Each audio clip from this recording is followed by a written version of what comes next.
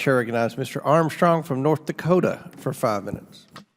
Thank you, Mr. Chair. You know, if there's ever a more somber and sober example of bureaucratic inertia and inefficiencies lasting far for more than one administration and spanning across, I think this hearing is always a really good example. And, you know, we continue to speak about funding and resources, but also at the same time, over the last half a century, Congress has abdicated its responsibility and allowed many of these agencies to continue to expand their scope while they often suffer on providing the basic needs and basic services in which they were originally designed to do. And I wish some of my colleagues, particularly Mr. Frost from Florida, was here, because with all due respect, Mr. Dodaro, and you have a great report on Bureau of Prisons, we think they could use a little motivation, and we've dropped a bicameral, bipartisan bill on Bureau of Prison Oversight reform. And if we get a little chance, we'll get back to that. But I'd like to start with something that's important in my state, my jurisdiction. The Bureau of Indian Education was added to the GAO's high-risk list in 2017, but I think we all recognize the problems persisted for decades before that. And BIE is still on your high-risk list. I believe that one of the reasons for this is that BIE bureaucracy does not have the necessary flexibility to adapt and meet the needs of various tribal communities where students attend either tribally controlled or bureau-operated schools. The needs of tribal communities vary from tribe to tribe, and the most important partners in education are parents, teachers, administrators, and tribal governments. The foundation of this relationship is the engagement between the BIE and individual constituencies for each school system.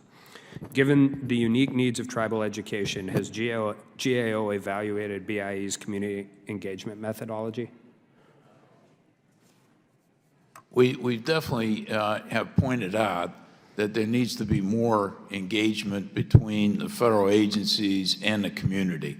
This is something that's very important. You know, I've created a special tribal council of representatives to give me advice and our people at GAO about how to get better engagement. And we see this from time to time when we look at different programs that involve tribes and their representatives, and their need is to be more engagement. They want to have more engagement, and they have different needs. And so I think it's very important that the federal agencies have more aggressive community engagement. Yeah, I mean, even in a state like North Dakota, just the varying different communities, even within one state, are so varyingly different from one another. And I mean, they all suffer from, I mean, at least there, they suffer from the dual impact of rural and a lot of traditional headwinds that they've been looking at essentially since they were formed.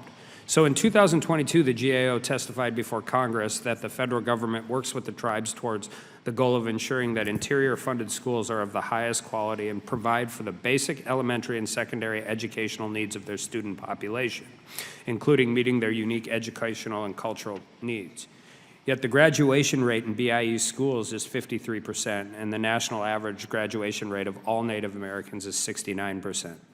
I'm concerned that the systemic issues at the BIE, including lack of sufficient community engagement and an overly bureaucratic operating structure, contribute to lower graduation rates and student successes. If the graduation rate at BIE schools is only 53%, do you think the BIE is meeting their goal of ensuring schools are of the highest quality and providing an education? No, not at all, and that's why they're on the list.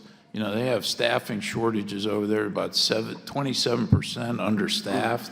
They really haven't focused on technology needs of the schools, and in today's environment, if you don't do that, you're really disadvantaging. Well, and they're students. suffering 30 years of very much understanding the difference between appropriated and authorized. I mean, the deferred maintenance lists on in tribal education systems are fantastic. It's hard, and they know it. And if they didn't know it before COVID, they knew it just like everybody did after COVID. And having reliable access to the internet and technology is absolutely essential for a 21st century education. Right.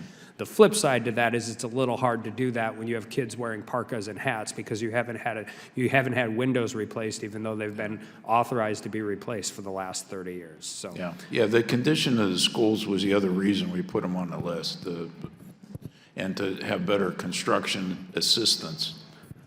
Well, I appreciate GAO's dedication and knowledge and being able to shine a light on this issue. It's just something we have to get on, and this is not one of those things that we should wait 3 or 4 more administrations before we deal with it. So I appreciate it very much, and with that, I yield back. Chair recognizes